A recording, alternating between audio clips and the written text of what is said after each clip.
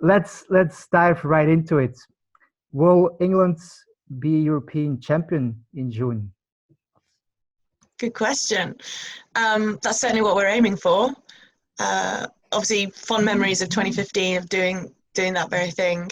But we shall see. We shall see. Very much hoping for that to be the end result.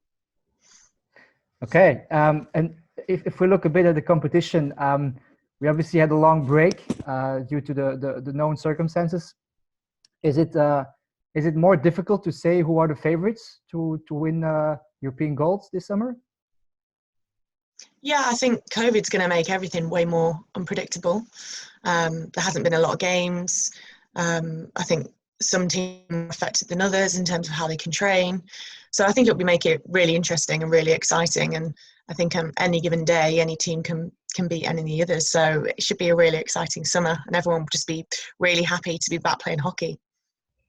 Yeah, and so are the fans. We're very much looking forward to tournaments again.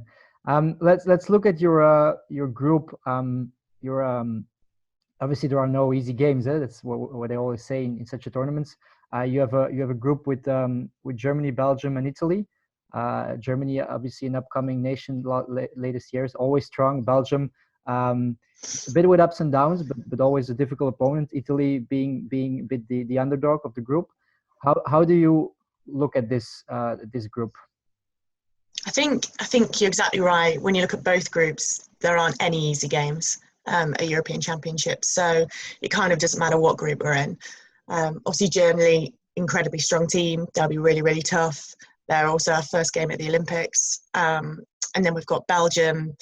Again, I think Belgium are a really, really strong team. And they'll be looking to push on, obviously, to qualify for the World Cup next year as well. So they'll be really tough game. And then Italy, I don't think I've actually played Italy before, but again, they are a really strong team and quite unpredictable, having really good individual players with a lot of flair. So I think each one of them will provide a different challenge for us. But as you said, there's no easy games, and you have to sort of just take one game at a time to progress through. But very much looking forward to taking on all three teams and just getting out there. Yeah, exactly. And talking about progress, obviously, when we talk about the Euro, I always like to look a bit back at history, and it's quite remarkable that you with England you had a silver medal in 2013, losing on shootouts against Germany, and 2 years later in London you won on shootouts. What was the big change for you in that area of the game? In 2013, it was my first Europeans. Obviously, super excited to be there. I remember the final being a really high-scoring game. It was, I think, 4-4 against Germany. Exactly. And then went to penalties. And I think penalties at that time, shootouts sort of hadn't been into that long. So we had sort of practiced them, but it wasn't a big effort. And then, obviously, 2 years later in 2015, they'd become much more prominent in games and tournaments and huge in deciders. So we've done a lot more work on them. And again, I remember that final really fondly against Holland, and coming back from being 2-0 down, exactly, with 10 minutes to go, and going to shootout. So I think we had done a lot more work, but also I think the momentum in the 2015 tournament had sort of changed, gone our way from being obviously down, and it was in front of a home crowd as well. Exactly. And that year was 2015 was. Obviously, we won Europeans, which gave us a huge amount of confidence then going into the Olympics the following year. Yeah, exactly. Which obviously went to shootouts as well. Yeah, exactly. That was my next question, because obviously, yeah, do you feel that tournament on home ground with all the British fans gave you the necessary confidence that you could beat Holland, that you could beat the Netherlands? Yeah, I think so. Yeah, I think 2015 was a huge year for us. The main part of 2015 for Great Britain was to qualify for the Olympics. So we had the Olympic qualifiers earlier that year in the June. And that was the first tournament that we beat every team sort of and came out on top. So that gave us a huge amount of confidence going into Europeans as an England team. And then, yeah, I completely agree. I think the final against Holland gave us a huge amount of confidence, not only that we could beat Holland, but that we could come back from being 2-0 down. So sort of it's never over. Doesn't have to be one goal in it. We could come back. And yeah, even though that was England team and the Olympics was Great Britain, so slightly different, it gave a huge amount of confidence to a whole number of players thinking this country, and then gave us that extra boost as a Great Britain squad leading into the Olympics the following year. So Exactly. yeah, I think it's a huge mental barrier that. Yeah, let's talk about that Olympic final just for a second here, because it was an amazing achievement. Just prior to this interview, I watched the images, and it was really amazing to look at it.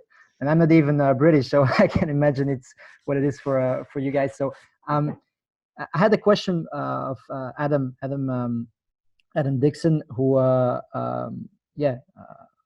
was wondering how it was like to take that final shootout in the Olympic final. Can you describe that a bit to us?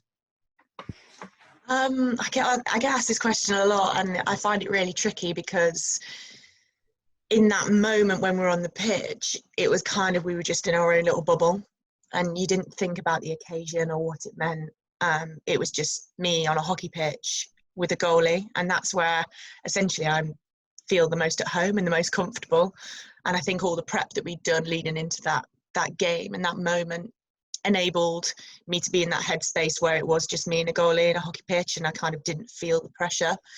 And it was only sort of after the game, looking back, that I was nervous and thinking, how was I not nervous in that moment? But it's just because of all the prep that we had done with the team psychologists and as a team, and obviously Great Britain, we're privileged to have some of the best goalies in the world that we practice against day in, day out back at base. So yeah, in that moment it was kind of just caught in my own little sort of time capsule where it's just me and them.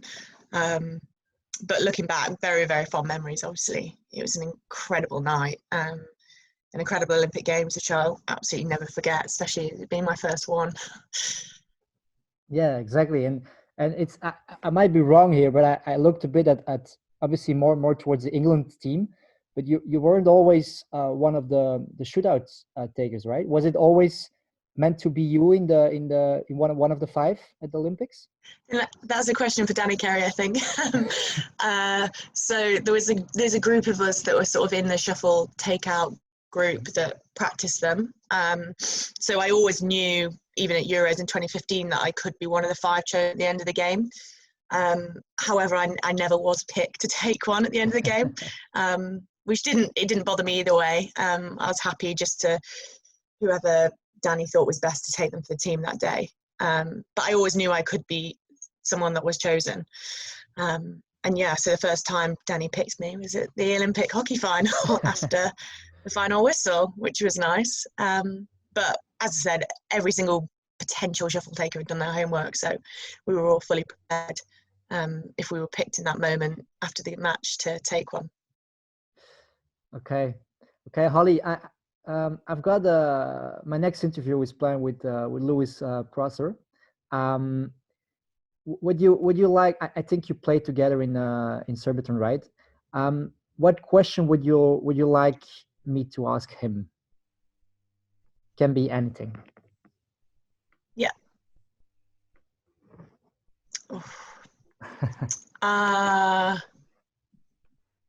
Where is his most favourite place in the world that he's played hockey?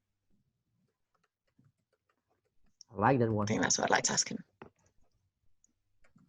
Because he plays for Wales, and I think they've been to a lot of different countries as well that I've probably never played in as well. So it'd be interesting to know that one. Thanks. That's actually a really great question. All right, perfect. So we're gonna end up this interview with 5 quick questions. You've got 2 seconds to answer it using only one word. Are you ready? Okay. Yeah. Yeah? Okay. Let's go. Most impressive player you ever played against?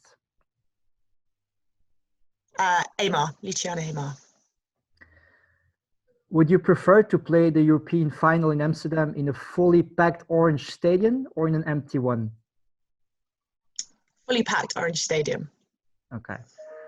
Will the England men's team play the finals at the European Cup this summer? Yes, I hope so.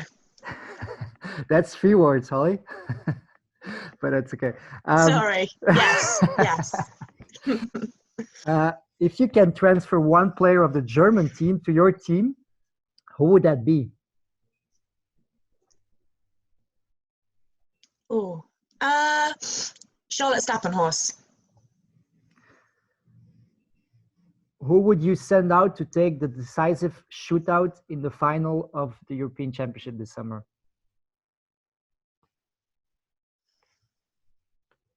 Tess Howard.